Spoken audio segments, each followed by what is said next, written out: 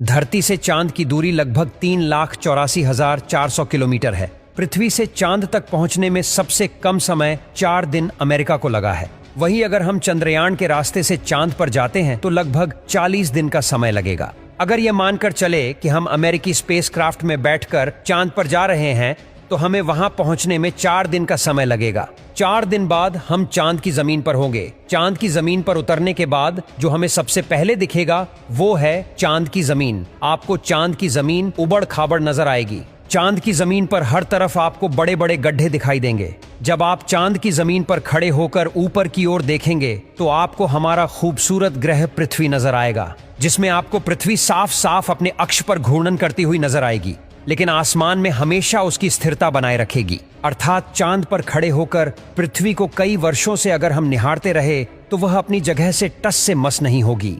चांद का गुरुत्वाकर्षण पृथ्वी के मुकाबले 6 गुना कम है, यानी चांद की जमीन पर जाने के बाद हमारा वजन 6 गुना कम हो जाएगा। यदि पृथ्वी पर आपका वजन 60 किलो है तो चांद की सरफेस पर आपका वजन केवल 10 किलो ही रह जाएगा। यानी चांद की जमीन पर उतरने के बाद आप अपने आप को काफी हल्का महसूस कर रहे होंगे। आप इधर उधर आसानी से उछल पाएंगे।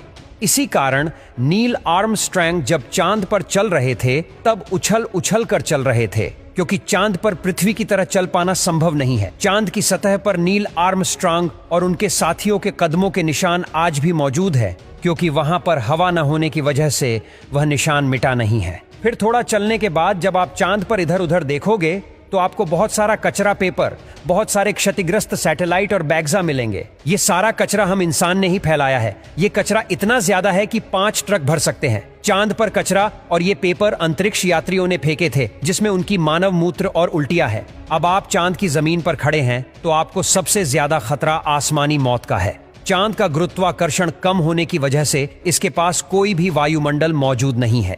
वायुमंडल की नामौजूदगी के कारण वहां पर रहने वालों के लिए उल्का पिंड से मरने का खतरा लगातार बना रहता है। यानी आप चांद पर खड़े हैं और पता नहीं कब एक बड़ा पत्थर आसमान से गिरकर आएगा और आपकी मौत वहीं पर हो जाएगी। यही वजह है कि पृथ्वी से देखने पर जो चांद पर काले धब्बे दिखाई देते हैं, असल में वे धब्बे नहीं, गड्ढे हैं, जहां पर सूर्य की रोशनी नहीं पहुंच पाने की वजह से वो धब्बे नजर आते हैं। सूर्य के बाद आसमान में सबसे ज्यादा चमकने वाली अगर कोई चीज है तो वो है चंद्रमा। जब हम पृथ्वी से आसमान की तरफ देखते हैं तो हमें नीला दिखाई देता है, लेकिन जब चांद से आसमान की तरफ देखेंगे तो हमें नीला नहीं बल्कि काला दिखाई देगा। यानी आप जब भी ऊपर आसमान की तरफ देखेंगे तो आपको लगेगा कि आप काले आसमान की दुनिया में आ गए हैं। अब चांद पर खड़े होकर आप बहुत बोरिंग फील कर रहे हैं और हम मजाक नहीं कर रहे।